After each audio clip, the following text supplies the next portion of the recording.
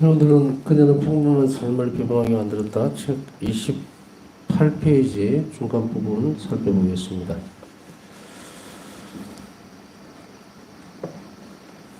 지난 시간에 바사 숙녀는 임종하기 전까지 직전까지 또 자신의 양심 성찰을 하는 것을 끊임없이 거치지 않고 했습니다. 이 말은 다시 얘기하면 양심 성찰은 매번 우리에게 필요하다는 얘기죠. 양심을 잘 살펴본다는 말은 자신의 하루 일과를 그냥 반성하는 차원에서 그치는 것이 아니라 오늘 하루 하느님과의 관계에 불협화음이 일어날 수 있는 사랑의 관계가 이제 끊어지는 그런 부분이 있었는지를 살펴보는 작업이죠. 이런 작업들을 계속해 나가버려 인해서 영혼은 예민해집니다. 그리고 식별을 가능하게 해주죠. 악에 대한 식별. 한쪽 사람, 그러니까 빛이 강하게 비추는 곳에는 그늘이 질 수가 없어요. 어두워지는 것이 없게 되죠. 빛이 약해지면 어둠도 같이 짙어집니다. 바사 성녀는 이런 특별한 방법을 사실은 보면은 양심 성찰이라고 하는 것을 여러분 어떻게 하고 있습니까? 교회는 이렇게 가르쳐요. 조만과 아침 저녁 기도를 의무적으로 하도록 하죠. 근데 이 부분이 어떤 식으로 발전되어 간다는 것에 대해서는 잘 가르쳐 주지를 않으니까 아예 그냥 조만과 아침 기도와 저녁 기도를 완전히 그냥 생략해버리는 아무 생각이 없는 사람도 굉장히 많을 거예요. 모르긴 몰라도. 근데 그나마 한 번씩 고해수에서 아침 저녁 기도를 빠져먹었습니다. 빼먹었습니다. 이런 분들이 가끔씩 있어요. 아주 가끔씩. 물론 다른 분들은 다 충실하게 생각하리라고 그렇게 긍정적으로 생각을 하고 싶지만 다른 분들을 살펴보면 본당에 가서 제가 한 번씩 질문을 한다 그랬죠. 기도 열심히 하십니까? 이러면 우물쭈물. 기도를 열심히 한다는 게 뭘까? 우리가 이제 어떤 신앙생활에 집중을 하고 활동을 한다든지 여러 가지 이런 일들을 하잖아요. 그러면은 이런 얘기들을 가끔씩 들을 수도 있어요. 니 너무 광적인 거 아니냐? 그러면은 바사 성녀는 24시간 정신이 빠져 있었다는 이야기입니까? 하루 일과 중에 겨우 뭐 본당 일 좀 하고 또 수녀님도 도와드리고 제대 봉사도 좀 하고 내주 활동도 좀 했다고 해서 그게 하루에 겨우 몇 시간 되는 그 시간을 성당에서 보내고 오는 사람에게 혹은 옆에 있는 사람들이 이런 얘기를 한다? 과연 누가 정신병자일까요? 누가 정신이 나간 사람일까요? 광신도라는 게 뭘까요? 넌 너무 열심히 하는 것 같아. 너 그 푹 빠진 거 아니냐? 너무 너 신앙생활에 푹 빠진 거 아니냐? 살펴보면은 기가 막히고 어이가 없는 얘기들을 스스럼 없이 해요. 스스럼 없이. 한날은 이런 일이 있었습니다. 물론 본당 신부할 때 이런 부분들이 이렇게 덜 추워지면 엄청 충격을 받아요. 나 이렇게 제대로 가르칠 수 있을까라고 낙담을 할 경우가 굉장히 많습니다. 어떤 경우냐면요. 이런 경우가 있었어요. 어떤 한 분이 이제 세례를 받은 분이 찾아와서 자매님이 지금 상의를 조금 했으면 합니다. 그래서 왜요? 그랬더니 교목은 말입니다. 책정하는 거. 그거를 저는 이렇게 생각해서 이 정도를 하는 것이 좋겠다라고 하는데 이게 3만 원을 했으면 좋겠다 이러는데 그걸 대모님한테 물어보니까요. 10,000원만 하래요. 튀지 말라. 이상하니 교목은 책정이 안 되더라 했더니 세상에 적은 안에 있다고. 왜 그럴까요? 왜 그럴까요? 남이 더 내는 것은 뭐가 잘못된 걸까요? 자기는 하기 싫고 남이 하는 거는 좋고 그것도 싫고. 오늘날에도 이런 어처구니 없는 일들이 비일비재합니다. 비일비재해요. 너 너무 열심히 기도하는 것 같아. 너 그만해. 만일에 여러분들이 어떤 다른 사람, 이런 말하는 사람들에게 이런 얘기를 묻고 싶어요. 만일에 당신 자식이 좋은 대학교 가려고 2시간, 3시간밖에 안 자고 그렇게 공부하고 있으면, 야, 넌 너무 공부에 미친 것 같아. 하지 마. 이렇게 할까요? 이 문제를 낯뜨겁고 참 거시기한 문제지만 짚고 넘어갑시다. 말리는 사람 말을 들을 필요는 없어요. 제가 볼 때는. 전혀. 제가 이제 본당신보라면 우리 신자들에게는 그렇게 얘기합니다. 그런 사람하고 상종도 하지 말라고. 그 사람 믿는 사람도 아니고 신앙인도 아니다. 제가 얘기를 했죠. 이제 우리 집 이거 건전한 평범한 삶을 비범하게 만들었다라고 하는 이 길이 그냥 광신자를 만드는 길이에요, 지금. 그죠? 파우사 성인은 24시간을 예수님과 결합하고 일치됐다. 이거 교회의 가르침이에요. 그렇게 해야 된다고. 그런데 24시간도 아니고 몇 시간, 하루 중에 일정한 어느 만큼의 시간들을 그렇게 할애한다고 해서 너 광신자 아니냐? 너 너무 신앙이 미친 거 아니냐라는 이 말이 될까?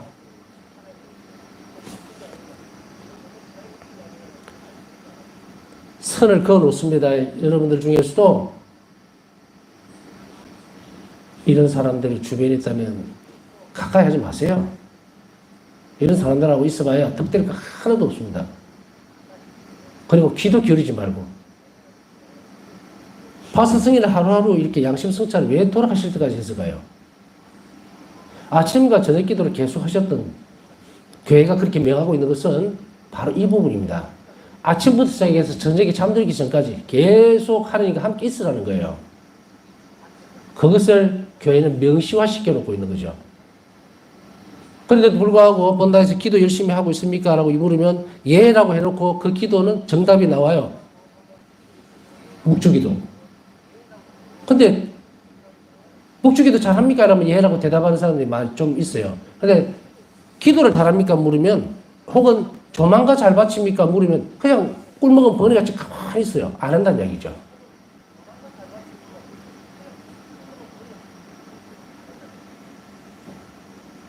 이 부분을 오늘 특별히 강조하고 싶습니다. 아침에 눈을 떴을 때에 내가 눈을 뜬 것에 대해서 하나님께 감사드리고,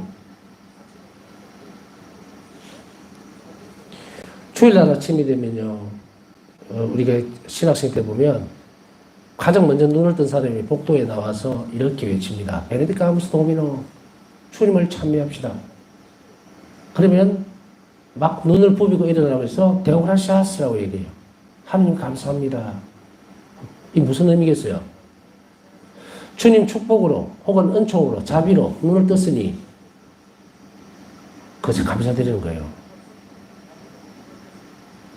수도원에서만 그런 것도 아니고 여러분들도 내일부터라도 아침에 눈을 뜨자마자 오늘 하루 시작하게 해주신 하나님께 감사드리십시오. 물론 이런 경우는 있죠. 밤새도록 잠을 못 잤어요. 내일 어떻게 하지? 무슨 골치 아픈 문제가 있고 막 산책해 있다가 잠을 하나도 못 자고 일어나가지고 아유 하나님 감사합니다라고 얘기할 수 있을까? 어렵겠죠. 근데 하셔야 돼요. 밤새도록 고민해봐야 필요가 없습니다. 물론 여기에서 인간적으로 따라오는 여러 가지 것들까지 하지 말라고 한다고 해서 안 되는 건 아니지만 그렇게 애를 쓴다고 해서 이루어질 것이 아무것도 없어요. 그저 하나님 손에 달린 거니 차라리 그 시간에 기도하는 게 낫습니다. 그래 기도하다가 주무세요. 밤새도록 이렇게 할까 저렇게 할까 뭐 이렇게 할까 바둑도 그래가 밤 꼬박 새고 아침에 머리가 아파서 막 눈도 제대로 못 뜨고 그렇게 할 필요가 없어요. 그렇게 하기 위한 연습들을 하는 거예요. 우리가 살아가는 것은 살아내는 거는요. 삶은 행복하기 위해서 사는 거예요. 저도 아침에 눈을 떠서 저녁에 성시간 맞추고 자러 가는 그 순간까지 내가 이 삶이 행복하지 않다면 때때로 좀 불편한 것도 있고 조금 불만스러운 것도 없잖아 있죠. 그럴 때는 털털 털어버리. 이런 불평이나 불만은 내 삶 안에 들어오면 안 돼요. 내가 선택했잖아요. 그러면 내가 선택했으면 내가 행복해야 될 권리가 있어요. 그 권리는 그냥 주어집니까? 아닙니다. 의무를 다했을 때 권리가 주어지는 거죠. 그러니까 여러분들 삶을 홀딱 뒤집어 놓으려면 이렇게 지금부터 하셔야 돼요. 내일부터라도. 그 중에 가장 중요하게 제일 처음에 제가 기도 생활을 얘기할 때 1시간이 고정된 시간을 반드시 지켜라. 매일. 1시간이 정말 안 된다 그러면 30분이라도 딱 정해놓았다는 것을 첫 번째로 제시를 해줬다면 이제 두 번째는 아침과 저녁에 기도를 소홀히 하지 마라. 시작도 하느님과 함께 시작하고 마칠 때도 하느님과 같이 마쳐요. 그리고는 하느님께 맡기고 쉬면 됩니다. 그 이상의 것은 우리 능력도 아니고 인간이 손을 댈 수 있는 부분이 아니에요. 그러나 저녁 기도 때는 특별히 눈에 띄는 것이 이 부분입니다. 양심성찰. 이 양심성찰은 오늘 내가 무슨 죄를 지었을까를 살펴보기보다는 내가 하느님 사랑을 기억하지 못했던 부분들, 그러니까 한 자비 손길을 느끼지 못하고 외면하거나 혹은 무의식적인 넘어갔던 시간들이 있는지를 찾아내는 거예요. 그 시간에 하느님은 마음이 참 아프셨을 거거든요. 내가 시선을 돌리는 순간에. 그래서 그런 것들을 찾아내고 그 다음에 그날 있었던 모든 일들을 예수님께 봉헌하는 것이 무슨 의미겠습니까? 이 하루의 삶이 내게 아니었다는 것을 드러내는 미천한 인간의 태도이자 겸손한 태도예요. 이렇게 이어져야만 예수님이 이제 너 요거밖에 못했냐 이렇게 나무르시겠어요? 아닙니다. 너 최선을 다했구나. 내일은 더 많은 것을 내가 준비해 놓았으니 가져가거라 그랬죠.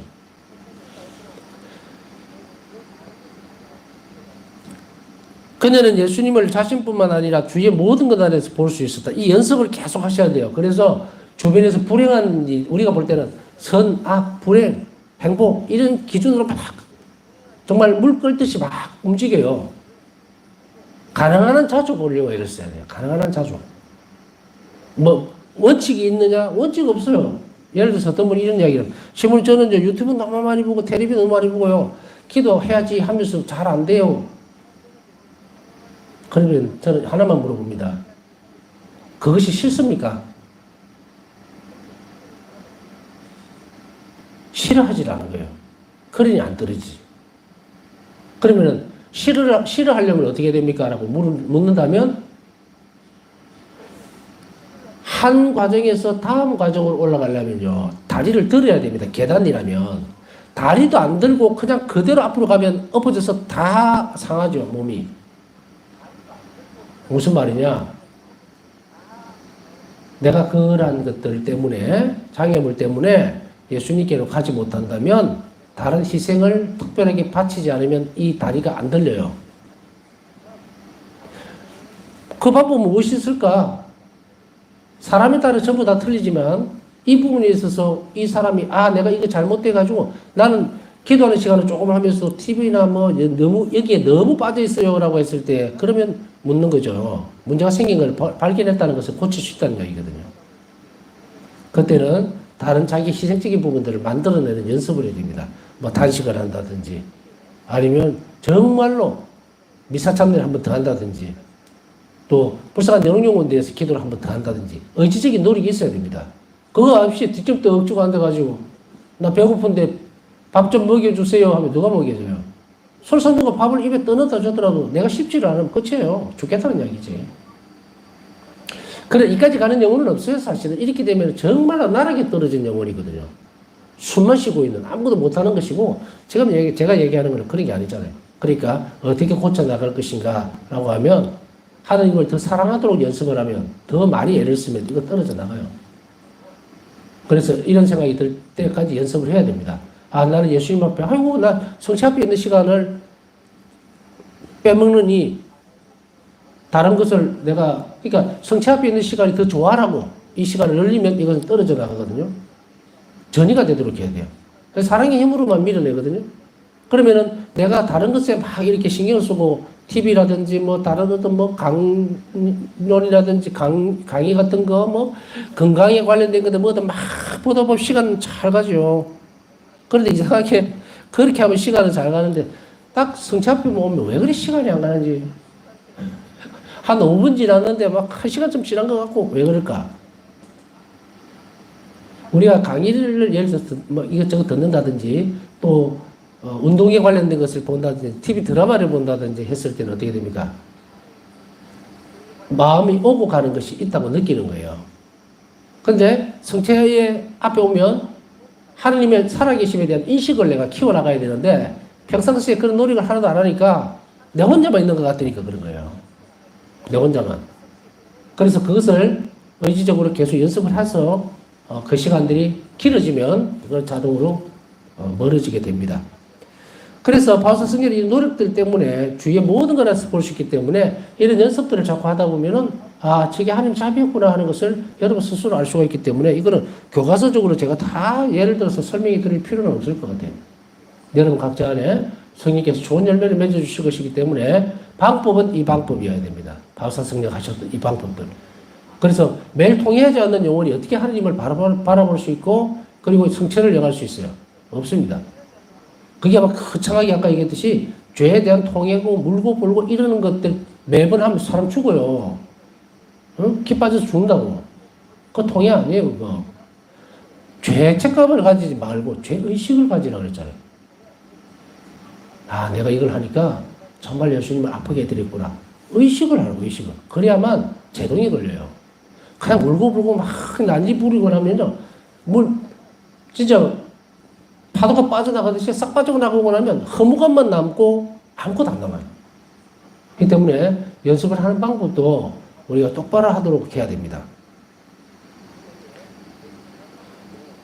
그녀는 그분이 현존과 함께하며 주님이 제 안에 계시며 제 주위에 모든 것이 계시다는 것을 압니다. 그리고 모든 일 안에 저를 둘러싸 모든 것 안에 계시며 제게 일어난 모든 일 안에 계심을 깨닫습니다. 이게 478분이라고 기록했대요. 모든 일 안에 있고 저를 둘러싸 모든 것 안에 계시고 제게 일어난 모든 이게 뭡니까? 제가 계속 강조하죠. 걱정하지 말고 두려워하지 마라. 하나님 허락 없이는 어떤 일도 일어나지 않는다. 근데 왜 지레 겁을 먹고 고민을 하고 내일 어떻게 될지 이게 무거울 수가 있습니다. 정석은 이건데 어떤 영혼들에게 있어서는 이것이 뭐 하고 싶어도 하지 못하는 정도로 꽉 얽매여 있는 그런 사람들이 있어요. 그런 분들은 혼자서 힘으로 하기가 힘들기 때문에 필요하다면 주변에 기도를 해달라고 요청을 해야 돼요. 여러분들이 무거운 짐을 들고 가는데 내가 이걸 혼자서 못 들 거라는 걸 알잖아요.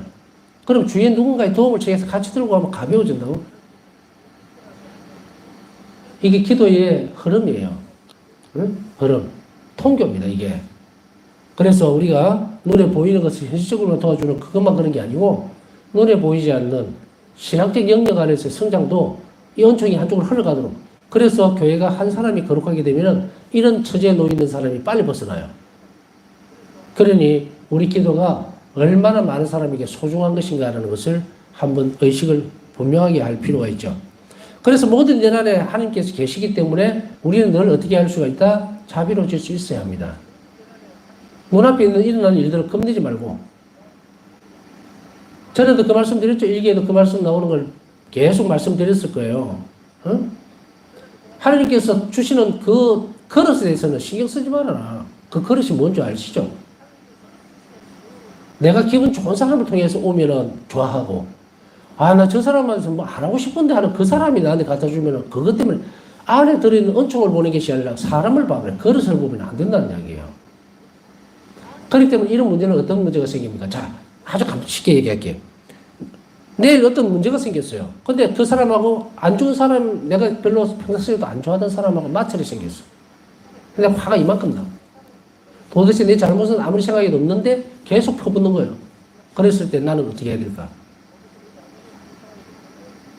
그 사람이 나한테 그렇게 할 때도 그것조차도 하나님 허락하지 않으면 그렇게 안 돼요. 그럼 그 안에서 무엇을 봐야 되냐면 선함을 봐야 돼, 선함을. 자비로운 마음을 가지라는 이야기예요. 그러면 그 상황을 통해서 하나님이 그 안에 뭔가를 은총을 반드시 마련해 놓으셨는데 그게 무엇 때문에 가능한가? 아버지가 선하시기 때문이에요. 생각을 해보세요. 하느님께서 보시는데 내 새끼가 옆에 대도 안 하는 이 사람한테 막 욕설을 듣고 아무 잘못 없는데 그런 걸 가만히 보면서 어쨌든 옆에 참아라. 야, 니 좀 참아봐라. 그러다 보면 좋은 일이 있겠지. 이렇게 하실 것 같아요? 아니다. 그 순간에 나에게 교육을 시키는 거예요. 그 상황을 통해서. 어떤 교육을 시킵니까? 인내. 그리고 그런 상황 속에서 내가 잘못도 없지만, 그리고 우리는 더 이끌어내야 돼요. 예수님이 무죄하시죠? 무슨 잘못이 있습니까? 하나도 없어요. 그럼에도 불구하고 모욕을 당하시고, 폭행을 당하시고, 이런 기회를 통해서 내가 그걸 담지 않는다면, 우리 스스로, 우리는 본성적으로, 본능적으로라고 하죠. 본능적으로, 나한테 모욕을 끼치는 것을 못 견뎌냅니다. 확 해버려요. 내가 힘이 암만 없어도, 정말, 그렇기 때문에 일부러 그걸 선택할 수는 없어요. 아주 힘듭니다. 그러나 일상적인 삶에서는 이런 경우의 수가 많아요. 그때 우리는 이것을 반드시 기억해야 됩니다. 내가 이런 기회가 아니라면 예수님이 억울하게 모함을 당하시고 그리고 모욕을 당하셨던 그 느낌들, 그 상황, 그걸 닮을 수 있는 기회가 몇 번이나 있겠습니까? 사람들은 그냥 핑퐁이죠. 탁구 치듯이 그냥 오면 막 그대로 쳐버린다고. 그 들여다보질 않아요. 그리고 그것이 늘 예수님께서 나를 사랑하시는 방법이고 나를 교육시키고 훈육시키는 방법이라는 것을 알아듣는 그 근거가 여기인 거예요. 하나님의 허락 없이는 어떤 것도 나에게 일어나지 않는다. 그리고 그 일을 통해서 내가 자비로 대하기만 한다면 엄청난 선물이 그 안에 있다는 것을 믿어야 합니다. 바사스니는 그것을 확실하게 하고 있죠. 그런데 아이처럼 의탁이던 신비는 하나님의 현존에 대한 이 생생한 인식 속에 첫 번째는 현존에 대한 생생한 인식이 있어야 돼요. 그래서 성체적으로 아주 중요하다고 얘기하죠. 현존성을 키워나갈 수 있는, 왜냐하면 사람이 얼굴을 쳐다보려면은 여러분 벽 쳐다보면 여러분 얼굴 안 보이잖아요. 어디로 갑니까? 거울 앞에 가죠. 그래야만 알 수가 있어요. 그런데 두 번째로는 그분의 사랑에 대한 체험 속에 있습니다. 현존에 대한 체험도 있어야 되고 사랑에 대한 체험도 있어야 돼요. 우리가 하느님 자비를 입었다고 느끼는 순간이 한 번도 없었다면 이웃에게 자비로울 수가 없습니다. 왜? 자비가 뭔지를 모르기 때문이에요. 우리가 어느 순간에 어떤 그런 작은 체험들도 있을 수 있습니다. 여러분들 다 있을 수 있어요. 다 찾아보면. 한 번도 있었는데 내가 그걸 몰랐거나 기억을 안 하는 것뿐. 어느 순간에 내가 무심코 지나갔던 그 시간들, 어떤 한 시간에 상황이 될 수 있겠죠. 그때, 내가 이때 하나님 자비를 엄청나게 입었구나. 그래서 내가 이런 일들이 있었구나. 저는 하도 그런 게 많아가지고, 전에도 한번 잠깐 말씀드렸지만, 화상을 얼굴에 입었을 때, 그때도, 지금도 사람들이 내가 얼굴에 화상 입었다 그러면 안 믿어요. 기름이, 펄펄 끓는 기름이 튀면서 이 왼쪽 눈썹 위에서부터 여기까지 전부 다 기름이 줄줄 흐를 만큼 얼마나 큰 하느님의 자비를 입었는지 모릅니다. 만약에 그 순간에 흉터가 지금까지 남아있다면 사제로서는 생각도 못했던 길을 갈 수도 없었고 또 사회생활 속에서 살아간다 하더라도 불편한 정도를 뛰어넘어서 삶이 어떻게 바뀌었을지는 저도 모르죠. 그러나 없었어요. 아무 일도. 그 하나님 자비를 내 삶을 이렇게 붙들어주는 하나님 자비에 대해서 명확한 인식을 가져야 돼요. 그렇게 해야만 하나님 자비는 이거보다 훨씬 더 크다라고 얘기를 할 때 알아들어요. 이거는 정말 조족치열이라고 그러죠. 세 발의 피. 내가 입었던 은혜는 나는 엄청나게 크지만 하나님이 베푸시는 나한테 대한 자비는 세 발의 피예요. 내가 더 많이 인식할수록 하나님은 더 크게 나를 자비롭게 대해준다는 거예요. 그러니 여러분들이 무엇을 해야 되시는지 아시겠죠? 많이 의탁하는 연습을 하지 않으면, 많이 자비롭지 않으면 사소한 거라도 온 사랑을 다해서 자비를 실천할 때 그때 하나님 자비는 더 크게 내 안에서 자라버린다고, 이게. 어떤 사람은 1,000원짜리 줘도, 아이고, 고맙습니다 하는 사람, 그냥 넘어가는 사람도 있고, 어떤 사람은 온 마음을 다해서 정말 고맙다고 하는 사람도 있을 거예요. 자신의 처지에 따라 다르겠죠? 자, 이런 것들을 두 가지를 여러분들 삶 안에 접목을 시키도록 하고 노력을 해야 됩니다. 아이는 부모의 현존을 느낄 때만 부모를 완전히 신뢰할 수 있기 때문입니다. 그래서 생생한 현존을 체험하기 위해서 우리는 먼 길을 떠날 필요는 없어요. 예를 들어 여러분들이 성지순례를 간다든지 어느 곳에 가서 특별하게 그곳에서 하나님을 체험하고 싶다. 물론 특별한 장소는 있습니다. 메주고리 같다든지 이런 데는 있어요. 그러나 일반적으로 우리가 평이하게 얘기를 해본다면 하나님 현존을 찾으려고 어떤 특별한 어떤 기도회나 어떤 모임이나 액션 운동이나 그곳에 들어갈 필요는 없다. 왜냐하면 우리 신자들 가운데 대부분 많은 신자들이 그렇게 시간을 내면서 어떻게 할 수 있는 여건들이 많이 없죠. 여건이 되는 사람들이 별로 많이 없습니다. 그러면 그 사람들은 예외적인 것인가? 제외되는 건가? 아닙니다. 제가 볼 때는 다 평이한 삶을 통해서 여러분 처음부터 성인이 될 수 있어요. 하나님 체험할 수 있고 하나님 현존을 느낄 수 있습니다. 어디서? 여러분들 성당에서. 가까운 데는 여러분들 성당이고 하여간 성세가 모셔져 있는 곳이라면 여러분들이 성체적으로 충실하게 잘하고 그 안에서 하나님 현존을 느끼게 되면 그 다음에 나머지 일들은 이런 가르침들이죠. 지성적인 노력을 통해서 여러분 삶을 얼마든지 할 수 있어요.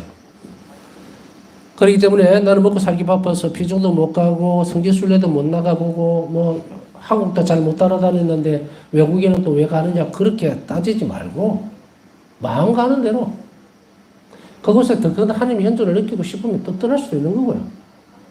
한국 땅에서 하나님 현존을 체험하고 싶으면 또 그렇게 다니면 되는 거고. 어느 방식으로 쓰는 하나님 느끼고 싶어 한다는데 그거 뭐 감나라 대추나라 할 필요 없어요. 그걸 이렇게 함으로 인해서 이렇게 하는 것이 더 좋겠다고 누가 판단합니까? 그 판단을 누가 해줄 수 있어요? 그 사람 구원에 대해서. 조심해야 되거든요. 그러나 요란스럽게 그것 때문에 꼭 그곳에 가야만 현존을 체험하고 사람이 바뀐다는 기대는 하지 마시고 가지고 있던 성체성사 안에서 영성체로서 들어오신 예수님이 현존만이 어디를 가든 당신 자신을 느낄 수 있도록 해주기 때문에 이 순서가 바뀌면 안 돼요. 특별하게 또 교회가 정해놓은 부분들은 있습니다.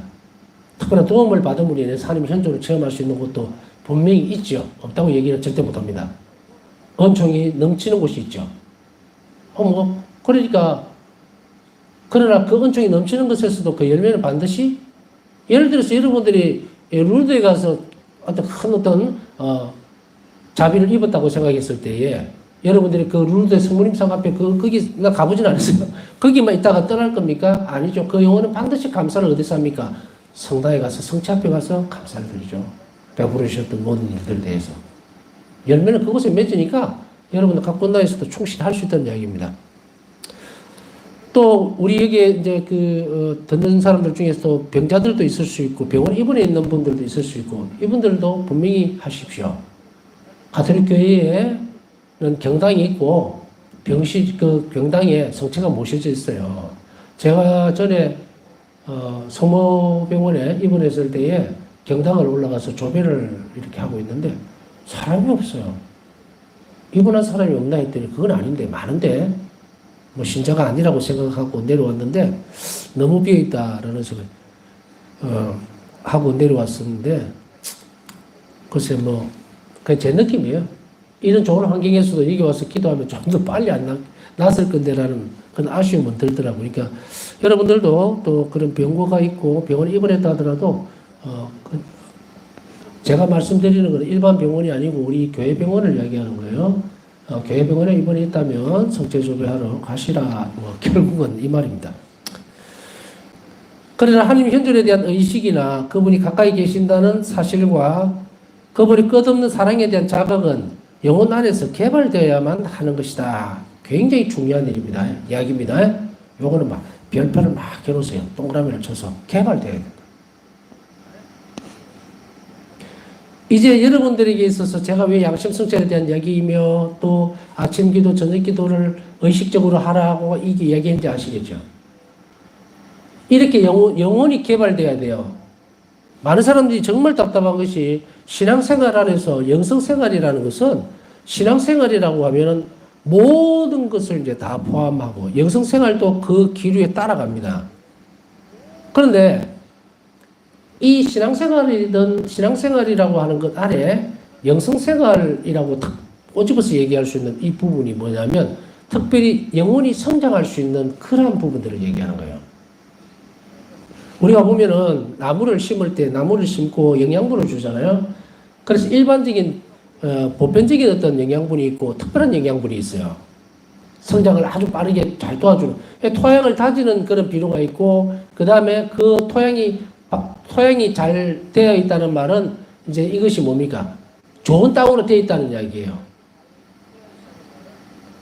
그래서 이게 너무 산성화가 되거나 알칼리화 뭐 이런 거 있죠? 그렇게 되지 않도록 평탄 작업을 하는 비료가 있다 이 말이에요. 그러면 이제 그 땅이 이제 나무를 심을 수 있는 조건이 맞춰지죠, 일반적으로. 나무를 심고 나면 얘가 이제 자라면서 성장하는 비료는 따로 있단 말이에요, 또. 그래서 이것이 일반적인 것이라면 신앙생활이고, 그 다음 영성생활이라고 하는 것은 말 그대로 뭡니까? 성인들의 삶을 따라가는 거예요. 그래서 이 안에 영성생활, 말 그대로 영적 성장을 가져오는 생활은 간단하게 얘기하면 두 가지로 이루어질 수 있죠. 칠성사. 교회죠. 칠성사. 또 하나는 뭡니까? 성인들의 영성이에요. 이것이 영성생활이에요. 신앙생활은 우리가 교회법을 지킨다든지 십계명을 지킨다든지 규칙을 지킨다든지 하는 이런 것들, 그 다음에 우리 묵주기도라든지 이런 것들이에요. 교회가 보편적으로 가르치고 있는 이 부분들, 그것을 우리는 신앙생활이라고 하고, 그래서 영성생활이라고 할 때는 가톨릭 교회 안에만 있어요. 자기들이 뭐 영성이 이렇게 저렇게 말하든지 말든지 우리의 영성생활의 기점은 뭡니까? 그래서 바오사 성경가 이 근거를 내가 이야기하는 게 아니라 바오사 성경가 분명히 이야기하겠죠. 한 성인은 하나의 영성을 가르쳐줍니다. 선물이다. 그러면 이 영성이 어디서 나오는지 아시겠죠? 성인이 있어야 돼요. 불교 성인 없죠? 개신교 성인 없죠? 영성 없는 거예요. 신앙생활을 할 수 있어요. 신앙생활은 보편적인 거니까. 근데 그 위에 우리가 신앙생활을 잘 한다고 해서 천국을 지향할 수 있는 거 아닙니다. 신앙생활의 보편적인 그 틀은 첫 번째 과정이라고 얘기했죠. 영성생활에 있어서 전체적으로 보면 우리 영혼 성장에서 첫 번째 때, 두 번째 계단으로 가야 돼요. 이랬을 때에 우리에게는 뭐가 필요하다? 성인들이 필요하다. 그래서 그 성인들의 삶을 따라 사는 것이 영성생활입니다. 헷갈리면 안 돼요. 그래서 개신교에 가도 우리가 뭐 그런 이야기할 필요 없지만 하여간에 그 부분들을 영성생활 개발해내고 우리 영혼이 하나님께는 더 높여지고 초월적인 하나님을 만날 수 있는 그러한 상태로 개발되어지고 발전할 수 있는 것, 그건 바로 영성생활이기 때문이에요. 그래서 우리 영혼 안에서 개발되어야만 하는데 바로 그 개발을 하는 작업이 생활입니다. 영성생활. 이 영성생활을 해야만 영혼이 개발이 돼요. 개발이 된다는 말은 문이 열린다는 이야기예요. 영혼이 하나님께로. 그리고 예수님께서 그 영혼 안에 사실 수가 있어요. 네, 남은 시간 묵상하면서 오늘 또 기도 청하신 분들이 많습니다. 그들의 기향이 잘 이루어질 수 있도록 묵상 중에 함께 기억해 주시기 바랍니다.